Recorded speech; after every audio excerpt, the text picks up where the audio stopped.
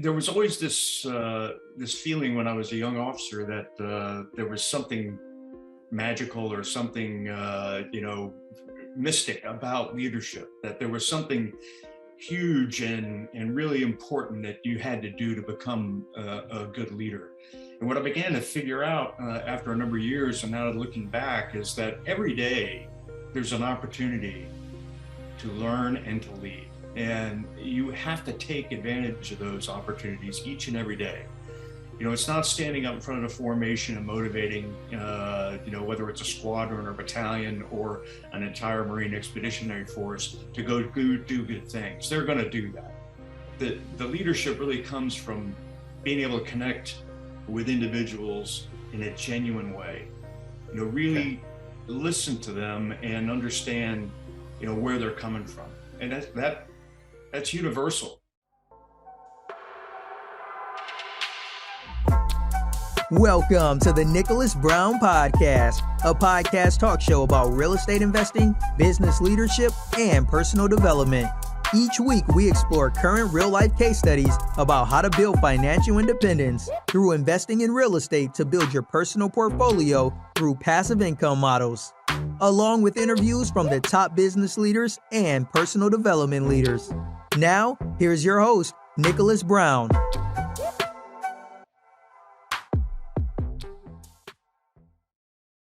All right, ladies and gentlemen, welcome to the show. This is another episode, but this is a special episode because I want to deal with the topic of leadership. But these next few episodes, I want to make sure you guys subscribe to my channel so you're going to get these episodes of these leaders that I'm going to have. They're going to give their perspective of leadership, whether they're in the military or whether they have their own business or whether they're in school or whatever. This is going to deal with the topic of leadership. But I'm so excited to have the General. I'm going to explain all that information, so make sure you guys subscribe to my YouTube channel and make sure you download. Reason why I say stay tuned, you're going to get alerts because the next two episodes are going to be with Lieutenant Colonel Maurice LtGen and Sergeant Major Mario P. Fields. So I'm excited about that. Make sure you guys, as I said, download this podcast on your podcast channel and make sure you subscribe on the YouTube. So let's begin here.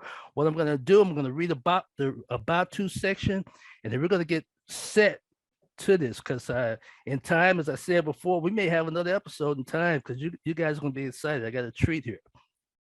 So today's guest is Robert Hedelund, is Lieutenant General retired of the United States Marine Corps. Lieutenant General Robert Hedelund led 38 years, very successful years of active duty service with arguably the most competitive officer corps in our nation's military. During the last 12 years prior to his retirement, he served as one of the only 62 senior level executives from an organization of 180,000 plus personnel. I'm going to repeat that. During the last 12 years prior to his retirement, he served as one of only 62, ladies and gentlemen, senior level executives from an organization of 180,000 plus personnel. Specifically, in the last 4 years, serving in the top 10 individual senior executives guiding the United States Marine Corps into a new age of global peer competition. Reach out to Lieutenant General Robert Hedelund, retired, at this link, which the link is LinkedIn. You can reach out to him on LinkedIn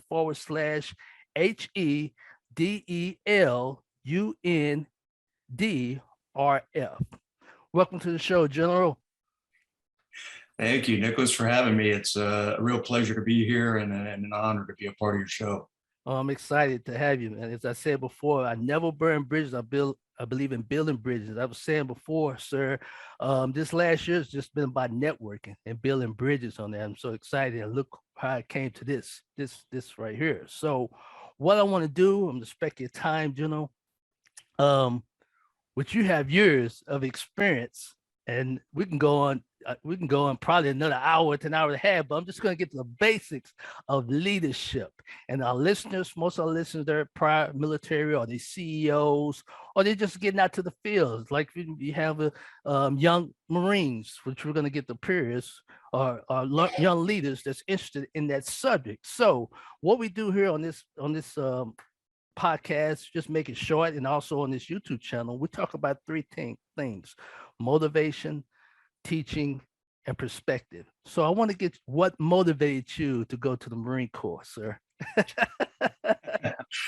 Well, thanks. I'd like to say that there was some kind of, inborn drive to become a Marine, but that really it wouldn't be true in the beginning. Yeah. Now, what is true though is when I got to college, I had a roommate who was in the platoon leaders class program, a program that preps young men and women to go into the Marine Corps in the officer corps. And that individual, who until the last few years I kept track of, he really got me interested in the Marine Corps as an officer. I was a little bit clueless. My father served in the Navy in World War II, but none of our family had a deep interest in joining the military. But that my roommate Ron Reeves, a good man, got me motivated to explore the opportunities that would be available as an officer in the Marine Corps. Wow. And furthermore, he was very interested in flying. So our room in college was festooned with posters of marine aviation, and that really got me going because I've always been interested in aviation and flying. What college, sir? What college, sir? Did you? We started at I started at Western Carolina University in Cullowhee, North Carolina, out in the mountains. Wow. He Bluegrass, right?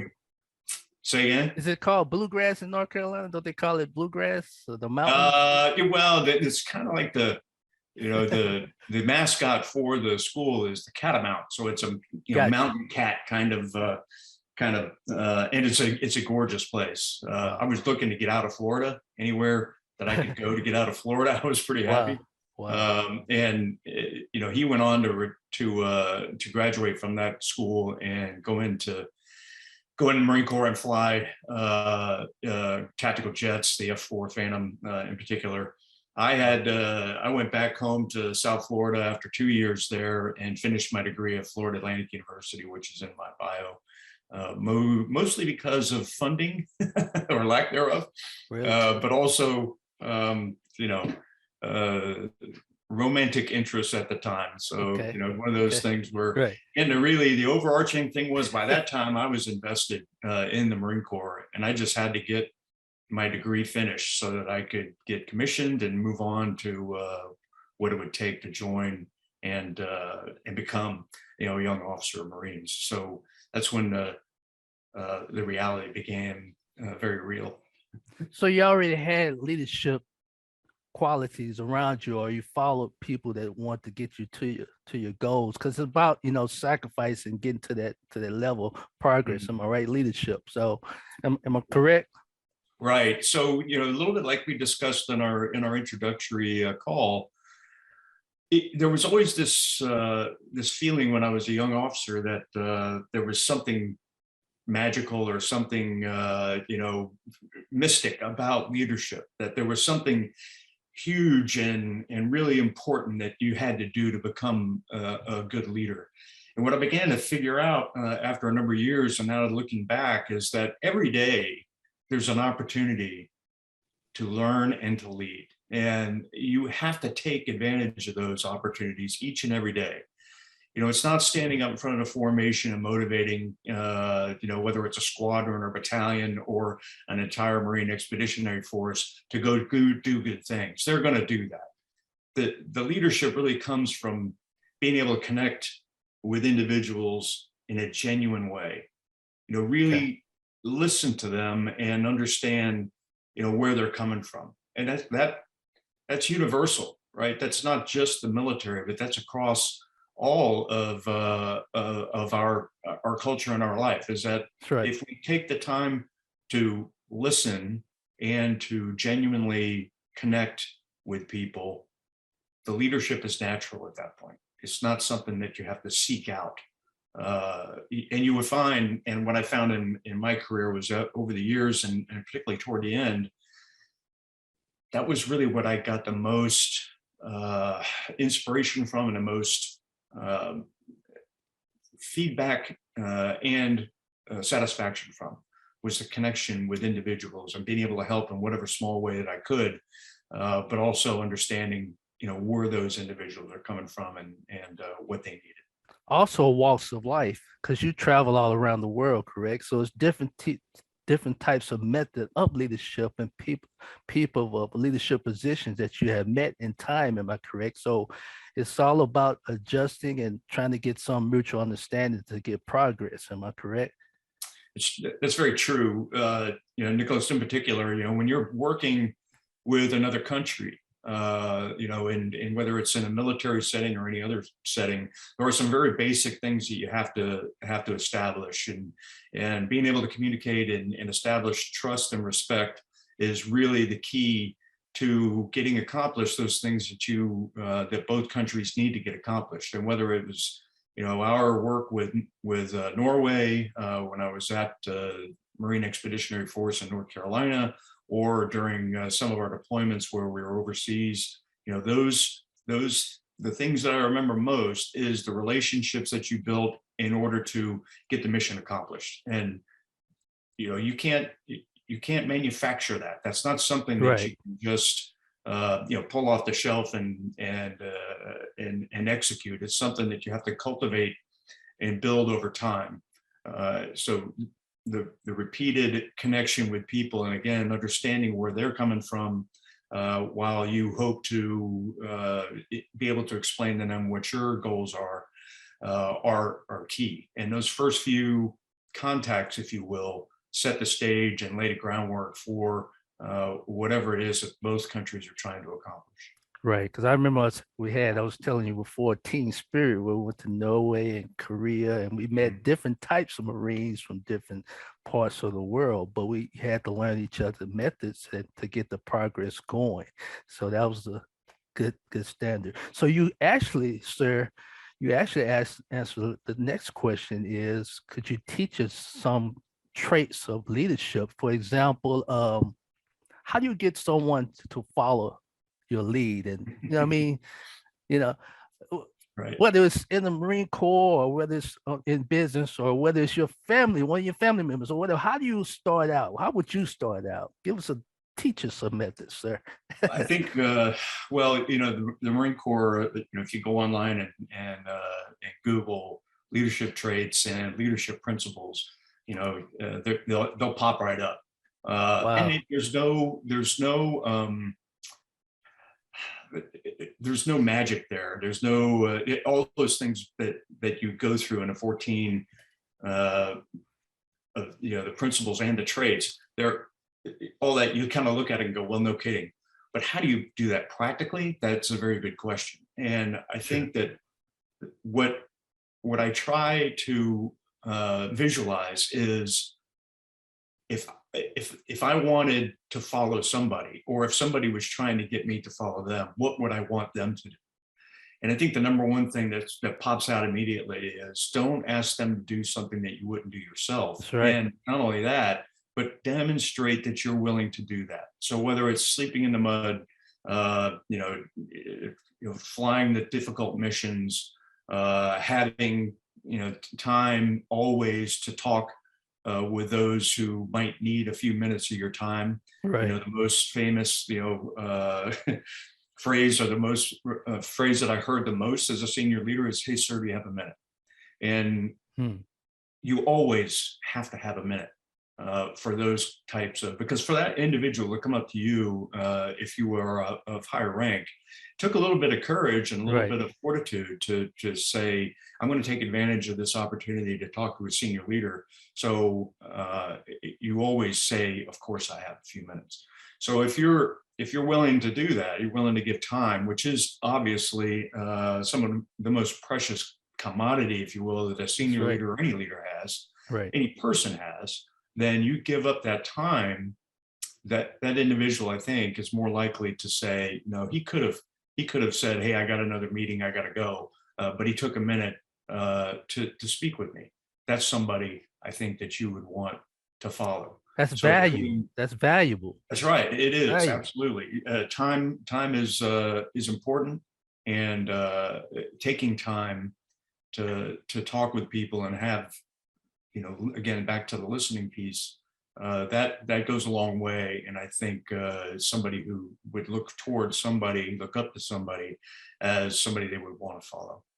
Okay, General, this is deep also. Over your years of leading and being around other leaders, what is a challenge that you faced that you over your time that you can think of offhand that it was a challenge, but you overcame it? Wow, there's a probably a long list of those, but I think the one that As a pops in, leader, you know what I mean? As a leader, yeah, like I yeah. want to make this where I want to make a level, but this is a challenge for, So we talk a lot about being able to lead, but not micromanage, right? So right. you want to if you train your Marines, you train your people well, and then the test comes, whatever that test is. And in the case I'm about to explain, it was combat in Iraq, and Hmm. you you hope that that training is going to give them what they need in order to be successful and to come home, at the end of their deployment. That's right. That's right. So Not in a body bag. We want you to not in come a body home. bag. That's right. That's right. So, but what I found out was you have an inward desire to be on every mission, to fly every sortie, to have, that's your kind of, you're driven to that because you want to be there to protect, right? That's right. But you can't. It's just simply impossible to be in every cockpit, to be in every flight, to be on every flight schedule, because there are plenty of other things that were important for the squadron commander, in my case, to take care of and make sure that higher headquarters was being kept informed on how we were doing.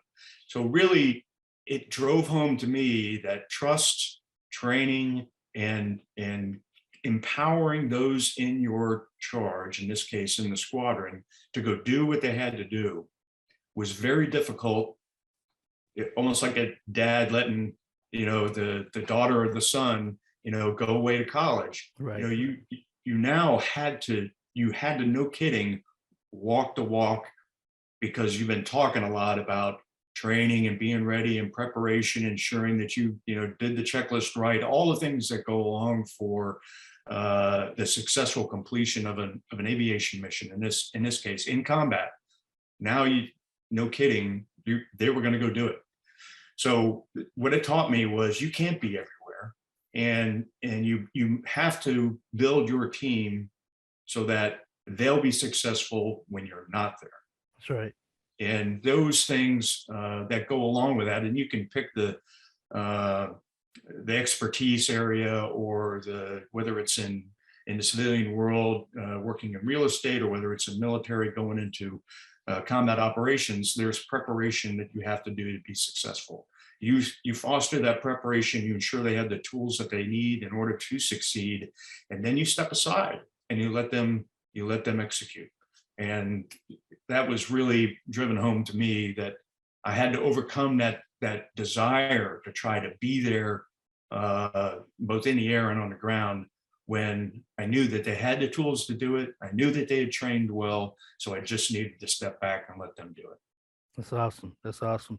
And that's the purpose that we don't realize. That's the purpose of at that time it was 13 weeks training, but that's the purpose of the training. So now you go to the next step or the next mission, and at the same time the mission, you get a refresh or training for your position that's detailed, but at least you have your basics, and that we can trust you to go to that next level of the foundation. So it was a challenge. The same thing I always say in the business, like at this time I'm building a business under me, a virtual assistant, but I'm training he or she for that position that I can trust them, try to make it simple for them to get back to, like you say, to this base.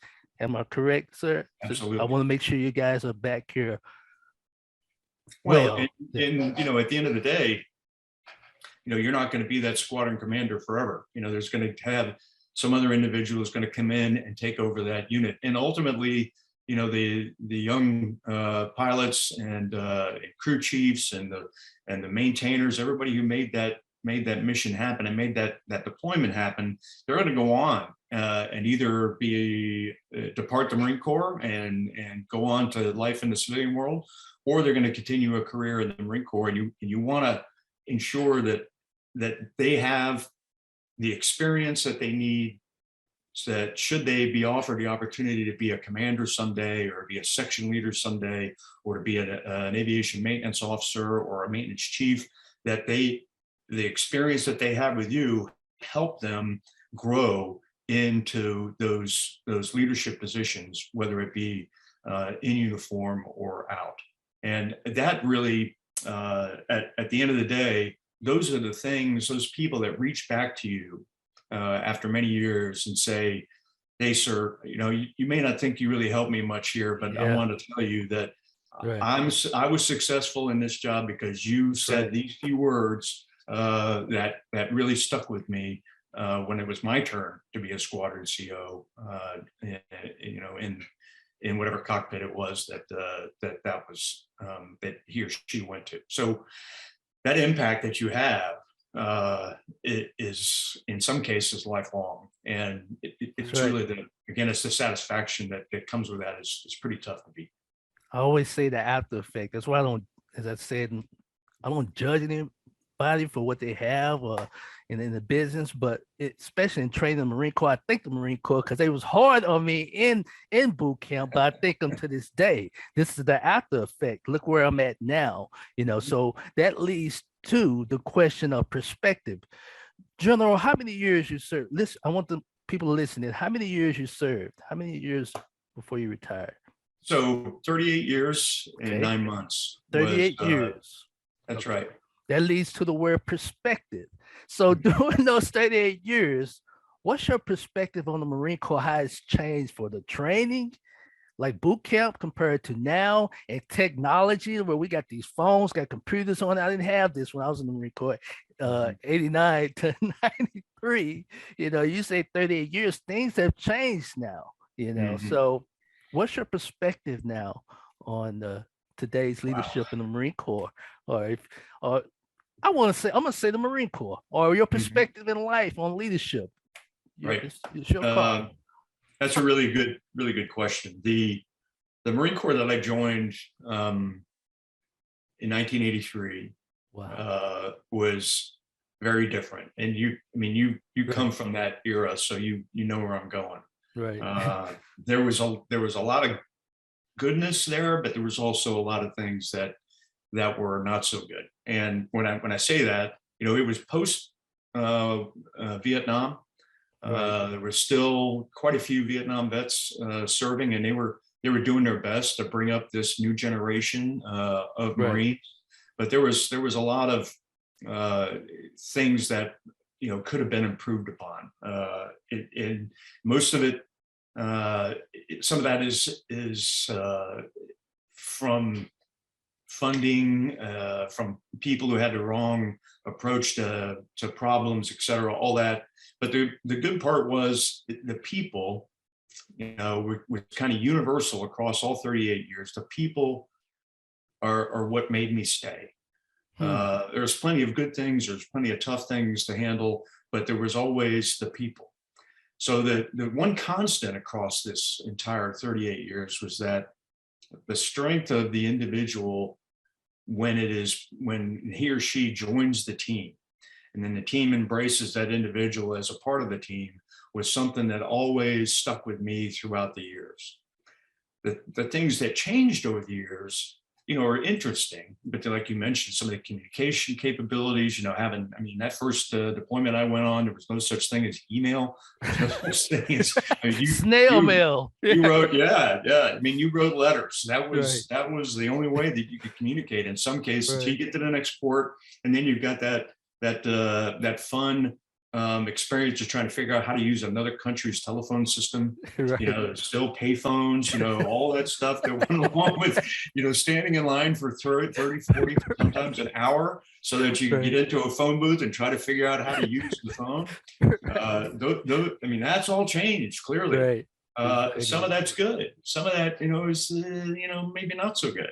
Right. Some of the things that come from instant communication, as we all well know, don't always come out as good things, particularly in a combat environment. So when bad things happen, it makes it difficult for the leadership of a particular unit to ensure that they understand what all happened in a bad event before the family finds out about it. So that communication, there's some goodness in having instant communication, but there's also a lot of challenges associated with that. That's just one. I say one. The other thing that I would say just quickly is our gear has changed remarkably for the better.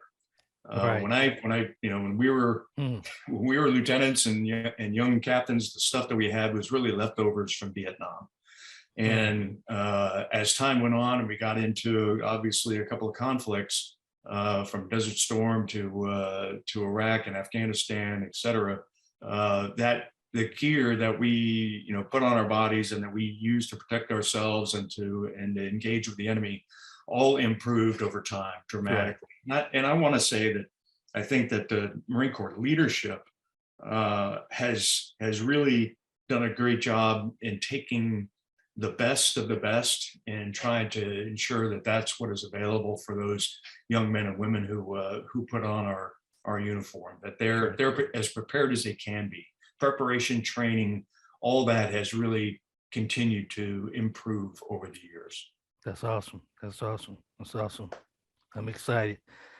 Well, gentlemen, sir, I appreciate your time. We talked about what motivated you. We talk about teaching, leadership, and you gave us perspective on the day's leadership values. Is there any last words or thoughts or pep talk you can give our listeners before we get off? I think first I want to just thank you for this opportunity, Nicholas. Really been a great few minutes of your time, and thank you. But I want people to understand that there's nothing mystical about leadership. Take the opportunity every day to learn something about another person. That is a great step in the right direction for laying down your own leadership style and your own way of communicating with people. And if you do that, you'll begin to realize that the perspective that others offer you will deepen your toolbox, if you will, of leadership skills. So never stop learning, never think you know everything, and try to learn something from somebody every day. That's right. I know you're going to have a little kind of like a vacation by choice now, but you got anything happening in the next few months or years? What's your goals, or what do you want to do? I am. We are trying to take a break here. We are still kind of feathering a nest here in our home that we've chose to retire in, and so we've got plenty to do. But I know I'll want to stay busy at one thing or another.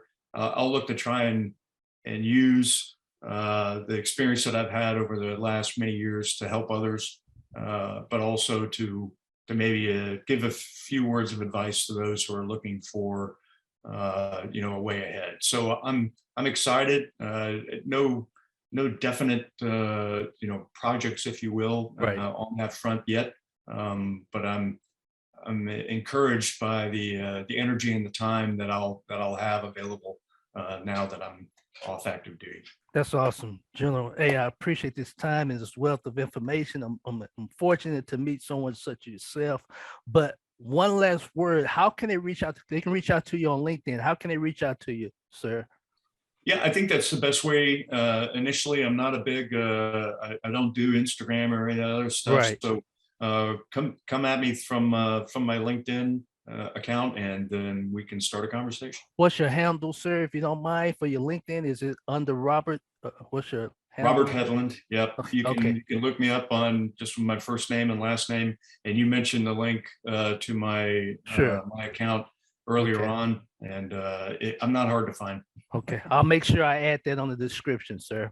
Thanks for your time, sir. I appreciate it. Well, ladies and gentlemen, once again, I'm figuring you have a treat here for leadership and perspective, just life in general. Over 38 years, he's been fortunate to live life and build value. So, as I said before, don't condemn, don't complain, because you have a choice to make a change. Have a great day.